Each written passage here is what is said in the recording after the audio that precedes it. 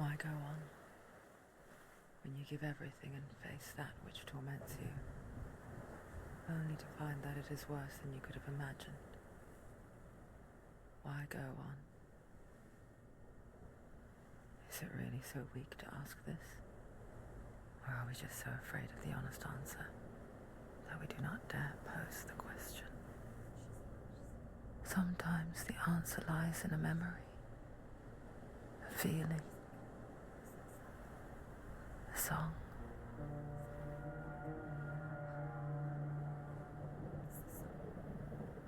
It's not real. It's a trick.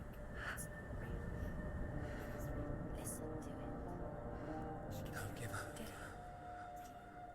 It's Not like this. It's not real. It's real.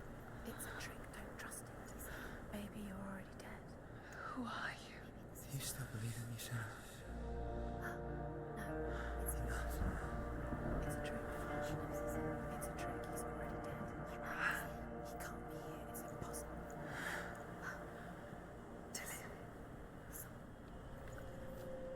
Come to me. Please.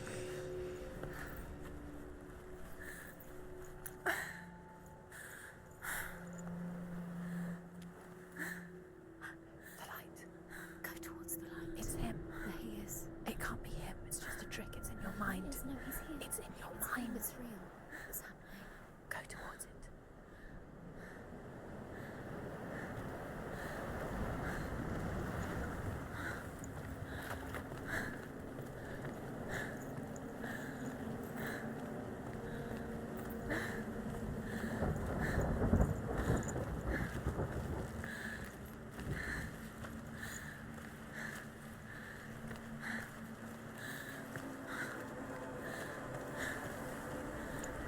There it is.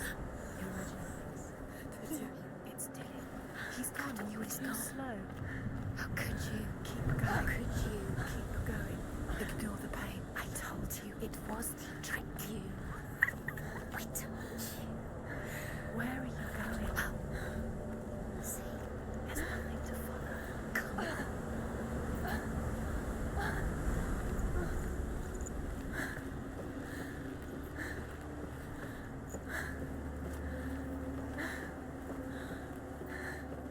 Before she first met him, she was not in a good place. Just a teenager, but not like the others. Barely functioning, she rarely left the house. Her father's in-bell made sure of that. Only occasionally did she venture out on her own, collecting firewood and herbs. Errands out in the Orkney Plains.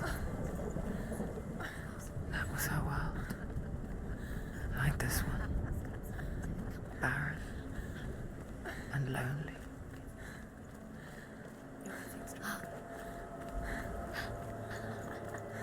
It's already disappeared. Nothing lives here, not even you. It's in your mind. You think you can see it, but it's in your mind. That's the truth. There he was, Where is he? the lone figure of a boy. He's there, under the tree. His sword lay under the shade of a tree. Where is he? She remembers the first time she saw him. Under the tree. You can see To her young eyes, he moved as if dancing, and the world danced with him. The gloom lifted, and for the first time in years she felt a ray of hope.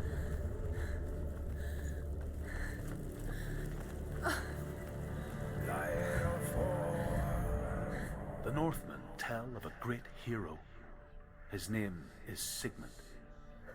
His father's hall was built around a great tree, and one day, Odin comes and thrusts a sword into the tree, a gift to whomever can release it. Many try, but the sword only comes out at Sigmund's touch. His brother-in-law, King Siggeir, wants it, but Sigmund refuses him, so King Siggeir plots revenge. He invites Sigmund and his brothers to a feast, but when they arrive, they are met with an army, not a warm welcome. King Siggeir captures Sigmund and his brothers, steals his coveted sword, and readies them for execution.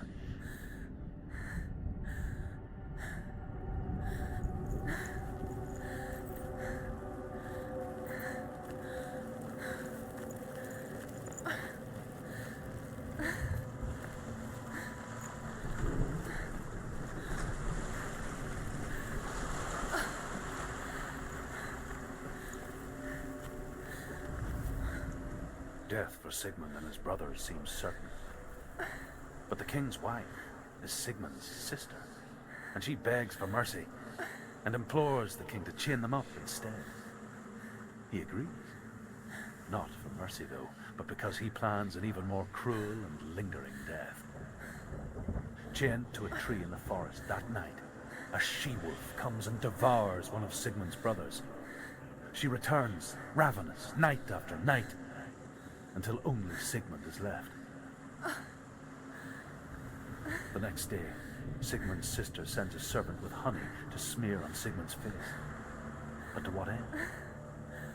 Well, that night, when the she-wolf appears again, you'll never guess what happens.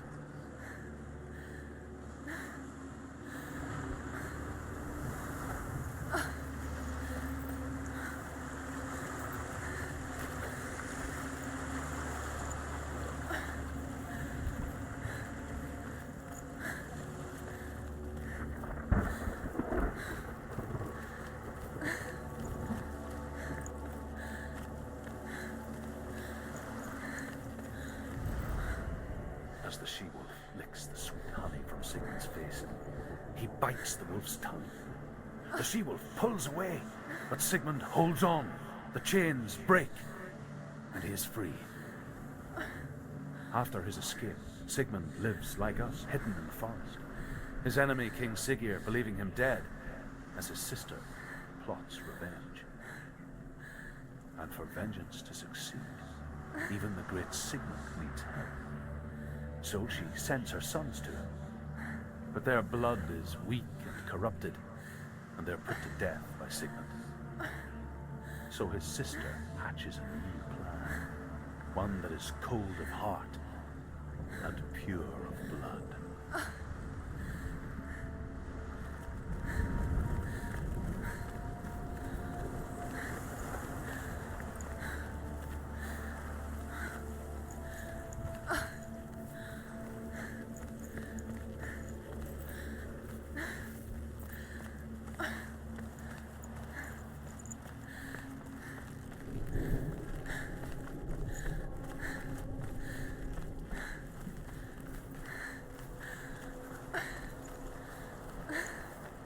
Day after day, watching from afar, she mimicked him, perfecting her own secret dance,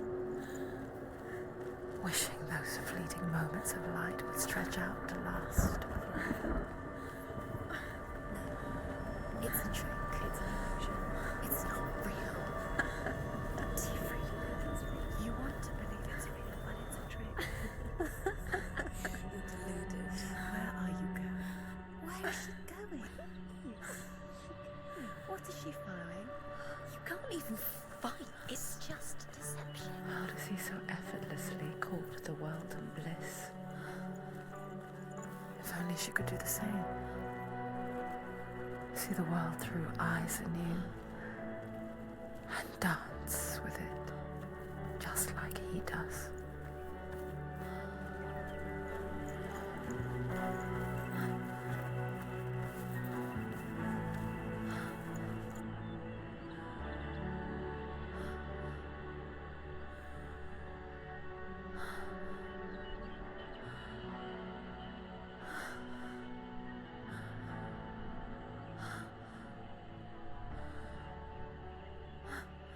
What's your name? Senua. I haven't seen you before. I don't leave home much. Oh, Zeno's daughter. I have to go. Wait. Who taught you to fight like that? No one. No one. Well, I watch watched you, and You learnt all of that from watching me? You should become a warrior, you know. me? I'm Dillian. I'm here for the warrior trials. Just come and watch. And bring your sword. You can't put it into words. That moment when you look into the eyes of the one who's supposed to reassure you, make you feel safe. It only takes an instant. Fear swallows you before you have a chance to make sense of it. And darkness becomes a part of who you are. You killed him. But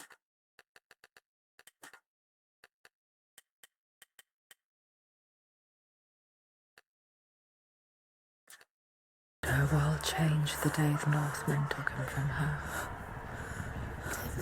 Senua knows that there's no going back to how things were. That there's nothing to go back to at all. Stay still, stay quiet, hide, don't tell her. Their gods can see into your mind. They will use this power to destroy you. They won't stop me. I can still feel him. Whatever's left of him, they will never let him go. I'm not gonna let him rot here. You're the one rotting here. Leave me alone. You will die here. No. And all your suffering will have been for nothing. Shut up!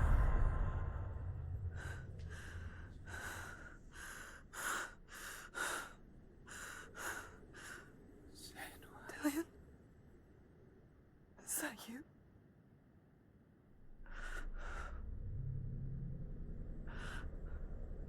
I'll find you, my love. I promise.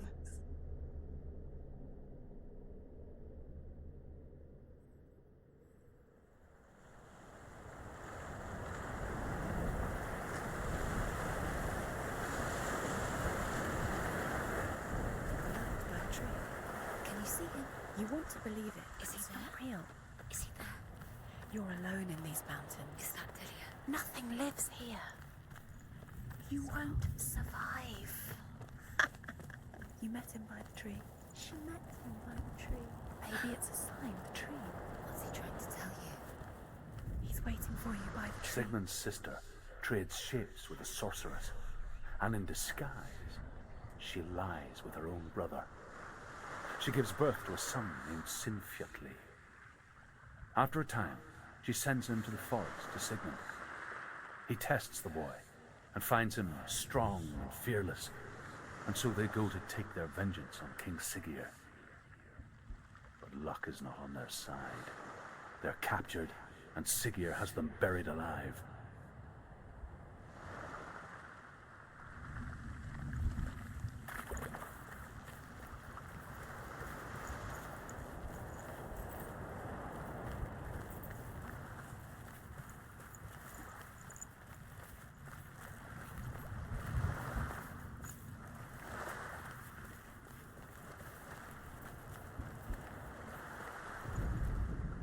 As Sigmund and Sinfjotli are being buried alive, Sigmund's sister throws an armful of straw into the grave mound. Hidden in the straw is Sigmund's sword, the gift of Odin. They cut their way out of the grave mound and set fire to Siggeir's hall. The king burns to death. Sigmund calls to his sister to come out so that she may live and be honored. She does come out, but only to tell him the truth. That she had slept with him, her brother, to beget a strong avenger. I am not fit to live, she says, and walks back into the fire. Strike vengeance from your heart, Senua, as there is always a heavy price to pay.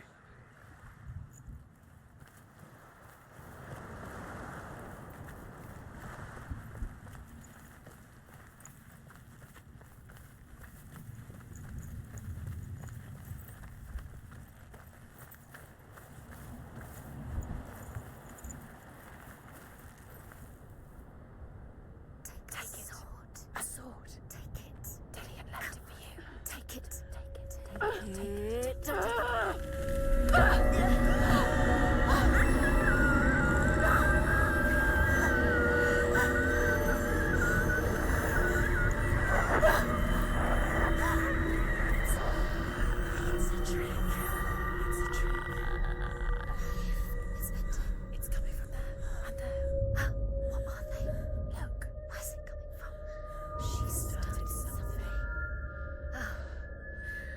What's happening?